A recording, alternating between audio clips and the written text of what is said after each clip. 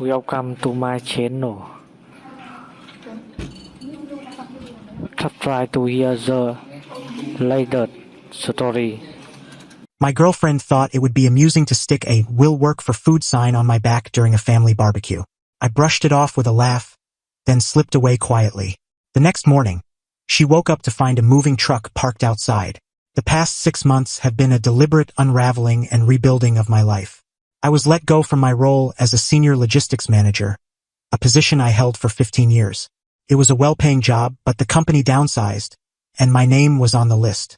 Rather than diving back into the corporate rat race, I chose to invest in myself.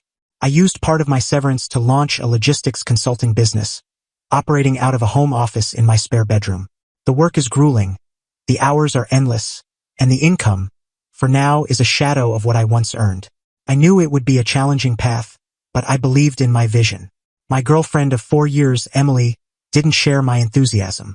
She had grown accustomed to the lifestyle my previous salary afforded: fancy dinners, weekend getaways, and carefree spending. My new reality as an entrepreneur wasn't as luxurious. Her initial support turned into a subtle, growing resentment, expressed through snide remarks and backhanded jokes. She began calling my business my little hobby, and would ask when I'd get a real job. I tried to shrug it off, convincing myself she was just anxious about the uncertainty. I worked 16-hour days, pouring my heart into making my venture succeed, hoping she'd see the potential if I could prove it was working. This year, I hosted our family's annual barbecue, a cherished tradition. My parents, siblings, their partners, and a gaggle of nieces and nephews filled my backyard. I love hosting. It feels fulfilling to bring everyone together.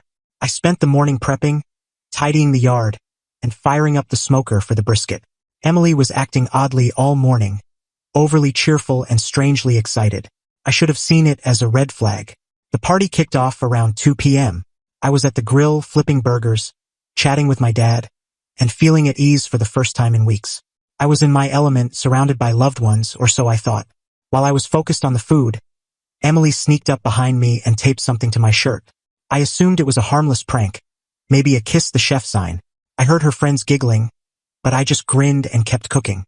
For the next hour, I mingled, refilled drinks, and played with my nieces and nephews, oblivious to what was on my back. I noticed a few odd glances and whispers but dismissed them, thinking people were just happy to see me. Then came the moment that hit like a punch to the gut. My 7-year-old nephew, Max, tugged at my shorts, his face puzzled. "Uncle Jake, what does jobless mean?" he asked innocently. I froze. My brother, standing nearby, looked livid and tore the sign off my shirt. He handed it to me. It was a crude cardboard sign, designed to look like something a homeless person might carry. In bold marker, it read, "Will work for food. Jobless and desperate. Please help. My girlfriend pays for everything." My stomach dropped. This wasn't a prank. It was a cruel, deliberate attack on my character, my work ethic, and my current struggles, displayed in front of my entire family. Before I could process it, my sister approached, her face pale, holding her phone. "Jake, you need to see this." She showed me Emily's latest social media story. A photo of me at the grill, the sign prominently displayed. The caption read, "Getting the new man to work. Gotta earn his keep. Ugh. Jobless and loving it. Charity case." I looked across the yard and saw Emily laughing with her friends. She caught my gaze and gave a cheeky wink, as if we were in on the joke together. In that moment, 4 years of our relationship dissolved. All the love I thought I felt, all the excuses I'd made for her, turned to ash. But I didn't lash out. I didn't make a scene. That's what she wanted. A dramatic outburst to paint me as unhinged, validating her narrative. Instead, I forced a chuckle, looked at my family's concerned faces, and said, "Wow, Emily's got a wild sense of humor, doesn't she? A bit harsh for my taste, but oh well." I patted my brother's shoulder. "Thanks for the heads up, man." I carried on hosting for another hour, playing catch with my nephews, chatting with my mom about her flowers, acting like the perfect host. Emily seemed almost annoyed by my calm demeanor. Inside, though, a plan was taking shape, a quiet, resolute final plan. At around 6 p.m., I told my sister I had a splitting headache and needed to rest. I encouraged everyone to stay, enjoy the food, and use the pool. Then I slipped inside, grabbed my keys and wallet, walked out the side door, and drove off in my truck. I didn't go far, just to a quiet motel 20 minutes away. From the sterile calm of that room, I made one call. To a moving company specializing in urgent, overnight jobs. I explained briefly that I needed a team to pack up one person's belongings from a 2-bedroom house. I told them to be there at 8 a.m. sharp. Emily thought I was sulking in the spare room, that we'd fight, and things would return to her preferred status quo of subtle jabs and my quiet endurance. She had no idea I wasn't even home. She thought she'd humiliated me. She was about to discover what real humiliation felt like. When she woke up, her entire life with me would be loaded into a moving truck. Update 1 the next morning. I sat in my truck down the street from my house at 7:45 a.m., sipping gas station coffee. Right on time, the moving truck pulled up. I met the crew leader, a burly guy named Mike, and let them into the silent house with my key. Emily was still asleep in the master bedroom, completely unaware. I handed Mike a detailed list of what to pack. All women's clothing and shoes from the master closet, all personal items from the master bathroom, everything in the spare room she turned into her office, and several boxes labeled Emily in the garage. I was thorough. I didn't want any claims of theft or damage. The crew worked quietly and efficiently, starting in the spare room. About 20 minutes in, the sounds of their work, soft voices, the rustle of packing materials, woke Emily. She stumbled out of the bedroom in one of my old shirts, her hair disheveled, her face groggy. She saw 2 movers wrapping her computer monitor and froze, her expression shifting from confusion to panic. "Jake, what's happening?" she demanded, her voice rising. "Who are these people? What's going on?" I sipped my coffee, my face blank. "They're movers, Emily," I said evenly. "I hired them. You're moving out." "Moving out?" she shrieked. "Are you out of your mind? Is this about that dumb prank yesterday?" "It wasn't a prank," I said, my tone low and steady. "It was a public declaration of what you think of me. I'm just accepting it. You don't humiliate the people you live with, your family, for laughs. That's something you do to a stranger or a roommate you despise. So, this roommate is asking you to leave." I showed her a screenshot of her social media post, the photo of me with the sign, the cruel caption, her friends laughing emojis. "This isn't something you recover from, Emily," I told her. She started crying, but it wasn't regret. It was the wail of someone losing their comfortable setup. "You can't do this. Half this stuff is mine. We built this life together." "Let's be clear," I said, stepping closer. "You didn't build anything. I owned this house and everything in it 2 years before we met. You haven't paid a cent toward the mortgage or bills in 4 years. You can take anything you bought with your own money. The movers have a list. They'll deliver your things to any address you provide within 50 miles. I suggest you start calling." Her world was visibly collapsing. She stammered, grasping for arguments. "My car, the furniture, the TV. My car, my furniture, my TV," I corrected calmly. "I went to the bank this morning. Your name's off the joint account. The supplementary credit card you've been using is canceled. The financial arrangement you mocked yesterday is done." She collapsed onto the couch arm, sobbing into her hands, letting out a half-cry, half-scream. I felt nothing. No pity, no triumph, just a cold resolve.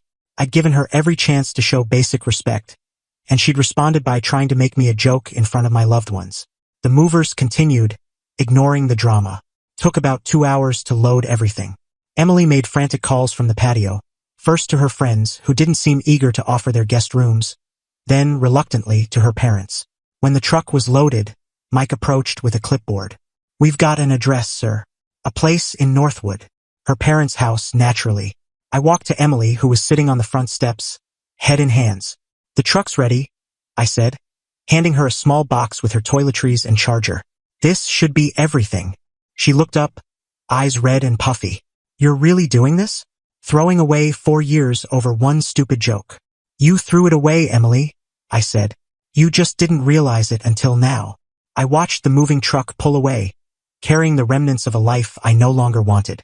Emily stood on the sidewalk, looking small and defeated, waiting for her parents to drive 40 minutes to pick her up. I went back inside, closed the door, and for the first time in years, my house felt like mine again. Final update: 3 months have passed since the barbecue. The first thing I noticed was the quiet. For years, my house was filled with Emily's noise. Her music, her constant calls, the TV shows I didn't care for. Now, It's just the soft hum of the fridge and my own thoughts. It's a strange, beautiful calm. My family reached out immediately. My mom was concerned I'd acted impulsively. My dad was quietly enraged on my behalf. I sat them down and explained, not just the prank, but the year-long erosion of respect. I showed them the social media post, the charity case caption. My mom's worry turned to fury. They didn't see my actions as vengeance but as self-defense. Emily's attempt at a smear campaign fell flat. She and her friends posted vague rants about toxic men and crazy exes. But it didn't stick. Too many people, my whole family, saw the prank firsthand.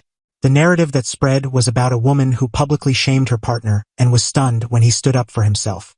A week later, I got a certified letter from her lawyer, demanding half the furniture's value, compensation for emotional distress, and that I continue paying for her car, which was in my name. My lawyer responded with a package.